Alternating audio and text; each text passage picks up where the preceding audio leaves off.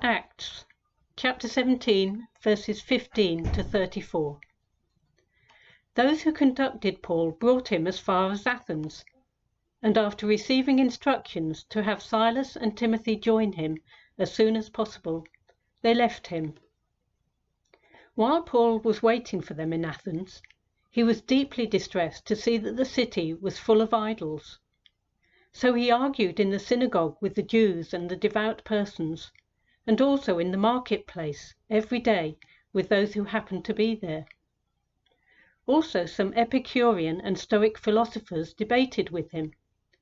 Some said, "What does this babbler want to say?" Others said, "He seems to be a proclaimer of foreign divinities." This was because he was telling the good news about Jesus and the resurrection. So they took him and brought him to the Areopagus and asked him, "May we know what this new teaching is that you are presenting? It sounds rather strange to us, so we would like to know what it means."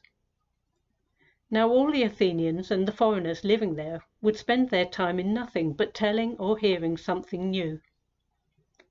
Then Paul stood in front of the Areopagus and said, "Athenians, I see how extremely religious you are in every way. For as I went through the city and looked carefully at the objects of your worship, I found among them an altar with the inscription, 'To an unknown God.' What therefore you worship as unknown, this I proclaim to you. The God who made the world and everything in it, he who is Lord of heaven and earth, does not live in shrines made by human hands, nor is he served by human hands as though he needed anything, since he himself gives to all mortals life and breath and all things. From one ancestor he made all nations to inhabit the whole earth, and he allotted the times of their existence and the boundaries of the places where they would live, so that they would search for God and perhaps grope for him and find him, though indeed he is not far from each one of us. For in him we live and move and have our being. As even some of your own poets have said, for we too are his offspring. Since we are God's offspring, we ought not to think that the deity is like gold, or silver, or stone, an image formed by the art and imagination of mortals.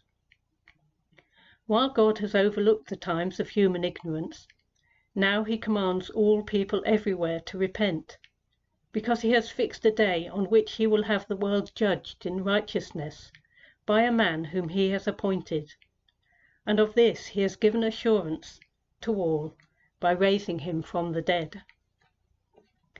When they heard of the resurrection of the dead, some scoffed, but others said, "We will hear you again about this."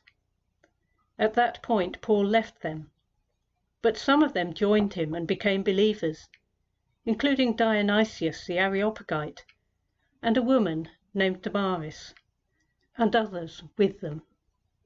This is the word of the Lord. Thanks be to God.